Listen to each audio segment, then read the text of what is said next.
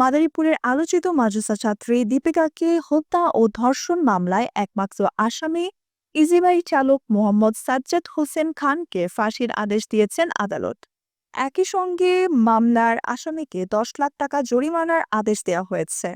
মঙ্গলবার দুপুরে এ রায় ঘোষণা করে মাদারীপুর আদালতের নারী ও শিশু নির্যাতন দমন ট্রাইব্যুনালের বিচারক শরীফ এম রেজা জাকের। এ সময় মামলার সরকারি কৌঁসুলি অ্যাডভোকেট শরীফুল ইসলাম কবির উপস্থিত ছিলেন। মৃত্যুদণ্ডপ্রাপ্ত আসামি সাজ্জাদ মাদারীপুর সদর উপজেলার পূর্বখাদি এলাকার মৃত সিরাজুল ইসলামের ছেলে। তিনি পূর্বেই শিশু হত্যা মামলায় যাবজ্জীবন সাজা খেটে ২০১১ সালে মুক্তি পান। নিহত দীপ্তি মাদারীপুর সদর উপজেলার চরণচলা গ্রামের মুজিবুর ফকিরের মেয়ে। তিনি বলাইচর শামসুন নাহার বালিকা মাদ্রাসায় ১০ম শ্রেণীর শিক্ষার্থী ছিলেন। জানা গেছে ২০১৯ সালে ১৩ জুলাই মাদারীপুর শহরের পূর্ব কাদি এলাকায় একটি পরিত্যক্ত পুকুর থেকে অজ্ঞাত এক কিশোরীর মরদেহ উদ্ধার করে পুলিশ। পরের দিন নিহতর বাবা মুজিব ফকির লাশটি শনাক্ত করেন এবং তার মেয়ে দীপ্তির লাশ বলে জানান।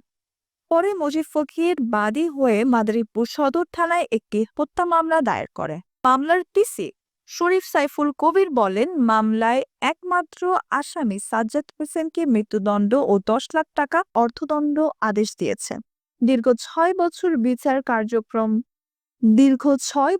বিচারিক কার্যক্রম শেষে আদালত ন্যায় বিচার প্রতিষ্ঠা করেছেন।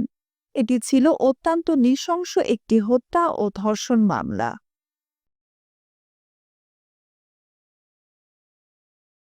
নারী ও শিশু নির্যাতন দমন আদালতের বিজ্ঞ বিচারক জনাব শরীফ এম রেজা জাকের দণ্ডবিধি আইনের ২০১ ধারায় আসামি সাজ্জাদ হোসেন খানকে দোষী সাব্যস্ত ক্রমে মৃত্যুদণ্ডের আদেশ তৎসহ ১০ লক্ষ টাকার অর্থদণ্ডের নির্দেশ দিয়েছেন।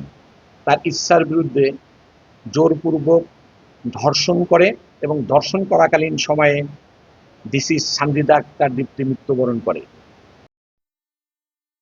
Nusrat Jahan, এফবিএন news desk.